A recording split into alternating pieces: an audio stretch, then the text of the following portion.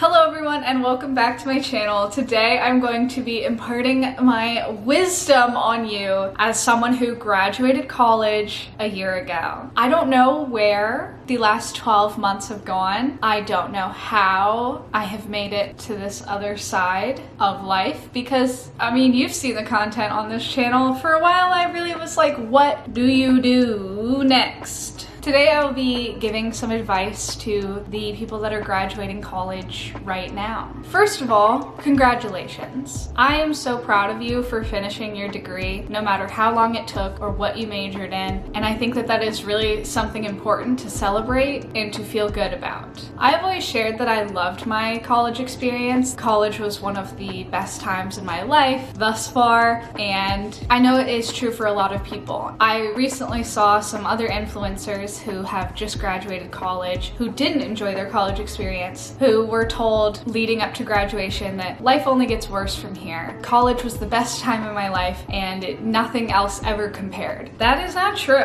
If the best time in your life happened in like the first quarter of it, that's a little sad. Life is just starting at the age that you are when you're graduating college on average. If you're graduating right now, you're probably 21, 22. I was just a month shy of 23 when I graduated because it took me 5 years. Your life is just beginning. Anyone who says that this is it, that you've already had the most fun you'll ever have, and that your best times are over already, they just don't know how to have fun in their new adult life where they're actually not being dictated by school. I am now a month shy of 24, and I'm someone that really enjoyed college. I liked going out. I enjoyed seeing all my friends all of the time. And at first I was like, what do you do as an adult? You just go to work and you come home and you're sad, because that is what some adults make it sound like. The real thing that you need to realize about the rest of your life is it's up to you. You have every choice from now on, whether you're making it a good time or a bad time. It's up to you. There's no teachers making it bad. There's no curriculum that is mandatory. If you don't want to do something, you don't have to do it, other than like pay taxes. If there's something that you're like, oh, this is gonna make me hate my life, don't do it. This is the first time in your life that your time is truly your own and yours to decide what to do with it. Up until now, you've spent your entire life either under your parents' care or under the care of the school system. But now, it's just you. You get to decide what kind of work you want to do, what kind of hobbies you want to have, who you want to associate with, and what your future is, which is terrifying at first. And then you get to start using that knowledge. Once you start using that knowledge, you get to be like, actually, I'm gonna not do that because I don't want to. I'm gonna do this thing that makes me happy. And the power that you can feel in being like, oh, this is a not mandatory thing, that I don't have to do this. There's no one telling me what to do. It's amazing. After years of a pretty fast-paced college life, constantly having assignments, something to work towards, you've been spending almost half a decade towards this end goal of, I'm gonna get this degree and then the rest of my life will happen. It's okay if this summer right after college, sometimes even a little bit longer depending on how long this pandemic goes and what the job market looks like, if you're just like, you know what, I'm gonna be a lifeguard at the local pool this summer. For me, it was beverage cart girl at the golf course. Just for a couple months, live at home with your parents, get to see your friends again. The older you get, the busier everyone's gonna get with these more professional jobs that we're all gonna slowly get if that's your path in life. It's okay if you just graduated and you're like, I want to break. I don't wanna go straight into the workforce. I don't wanna go straight into a 9-to-5. I don't want to start the rest of my life yet. I want to live in fantasy land for a little bit longer.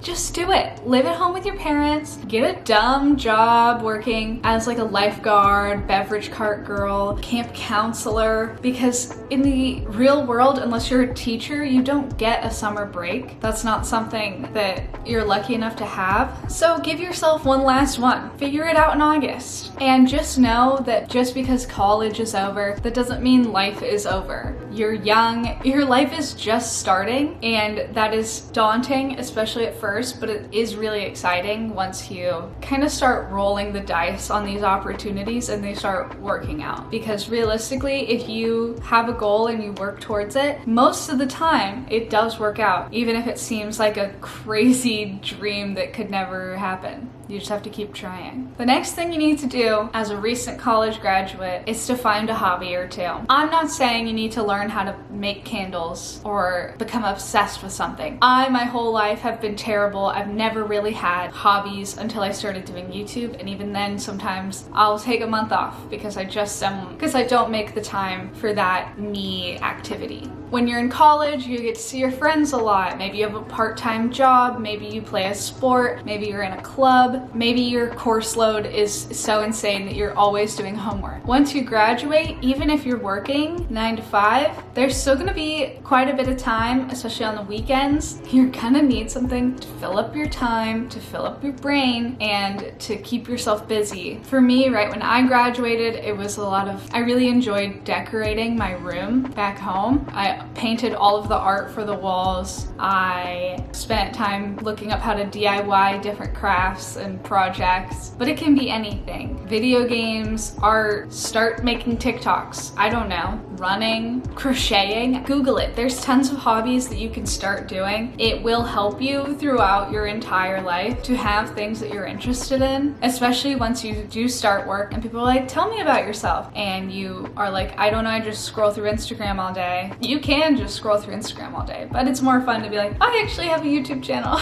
or I'm training for a half marathon right now. That's more fun. The next thing you need to do to keep your brain happy is to develop healthy coping mechanisms. College is no doubt a stressful time, especially around final season, around big tests and midterms. Everybody, especially at Chico State where I went, loves to go blow off a little steam, have a few too many drinks, maybe take some puffs off the Juul.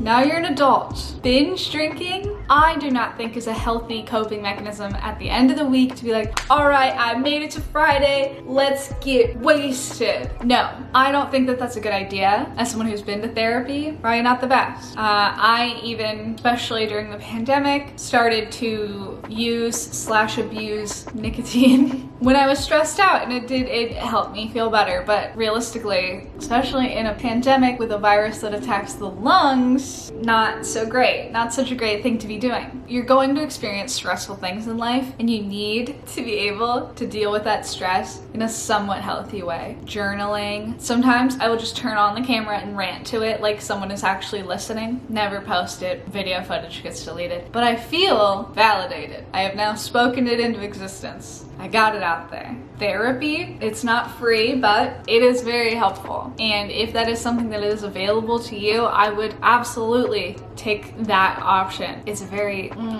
we love therapy. Exercise, while it's no fun to start if you aren't already regularly doing it, I think is the best form of keeping your mental health stress levels under control. There are tons of studies that actually prove that exercise is a treatment for depression, and it doesn't need to be 6-7 days a week. It's like 3 days a week. That's all you really need. And the more you do it, the more you'll end up looking forward to it. Like, I'm someone who does work out a lot. On the days that I don't, I can tell. So that's a couple of things to keep in mind as some mental, personal. You need to find some things to fill up your time, and you need to find some things to handle when life gets stressful. Now let's discuss money. Your job after college does not dictate your worth as a human being. Period. You're a person who has a job and has to work to afford to live. You're not your job. Your career is not your identity. I want to know about you, not what you do at work all day, because most people, what they do at work all day is boring. It's boring, and most people, I don't think, really want to know. Period.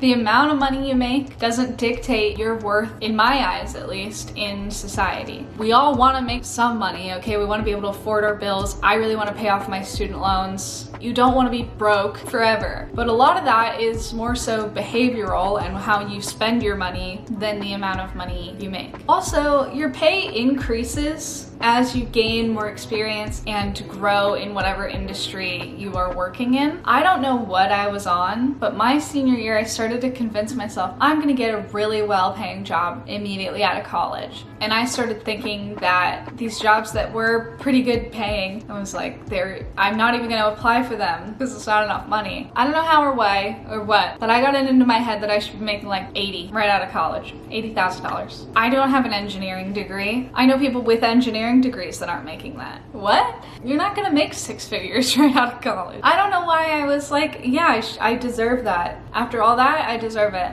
Unless you like literally are a software developer. So those first couple years, like 3 to 5 years, which sounds like a long time, but fly by. I mean, what happened in the last year, 2020 to 2021? I don't know. But you kind of have to do that before you can start negotiating up your salary. Like, you have to put in your time, and there's no rush. You already have to work for the rest of your life. It used to be like a guaranteed 65, but now tons of people are still working past that. Just know that your pay will generally slowly increase over time, and you should start a 401k because money that you put in it now will double in 7 years, and that's good.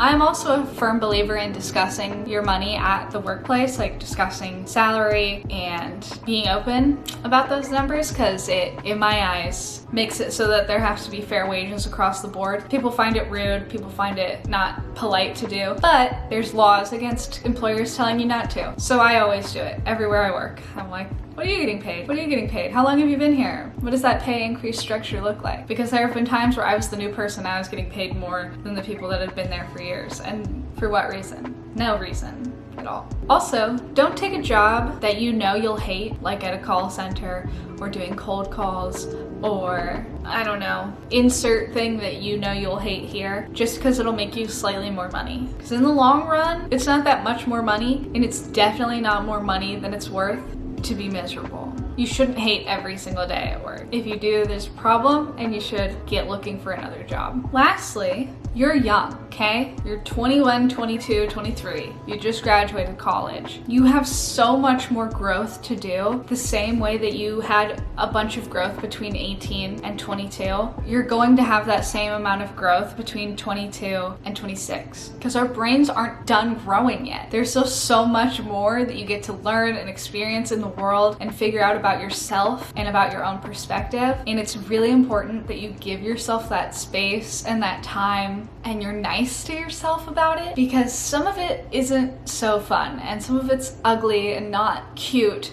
But it's like that necessary struggle, the same way you had to struggle through those hard classes to be able to get that degree. You have to take on these difficult situations to succeed in life. Whether that's like my goal of tackling my student loans. That's not fun for me. It'll provide me a lot of personal growth, personal responsibility, like teach me a really lifelong lesson to not take out big fat loans on anything. And for you, that might be learning how to be professional in the workplace. That was something I really struggled with. My first 2 jobs right out of college didn't go well. It could be your time management. That's something that for a lot of people they struggled with all through college, and then in adulthood it's even more time being taken up by work compared to school. And it's good to sometimes set goals that will mimic your old school lifestyle of like, in the next 6 months, this next semester, I need to get this done. Like, I really want to achieve this in my life. And to be able to set these goals and then watch yourself tick them off, God, it feels good.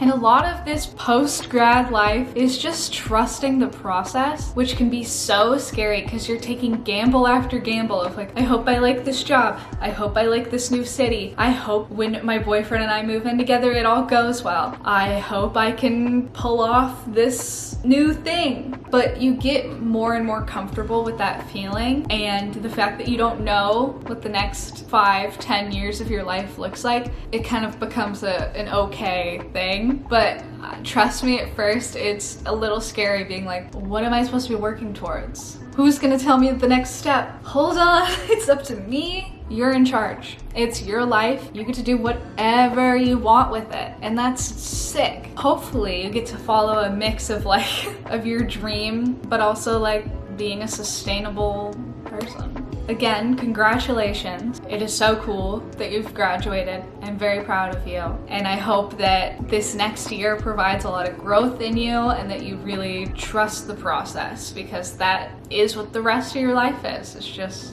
all right, now what? It's whatever you want. So go after what you want. I appreciate you all for watching. I hope that you have an amazing grad weekend. I love you guys. And until next time, I will see you next time.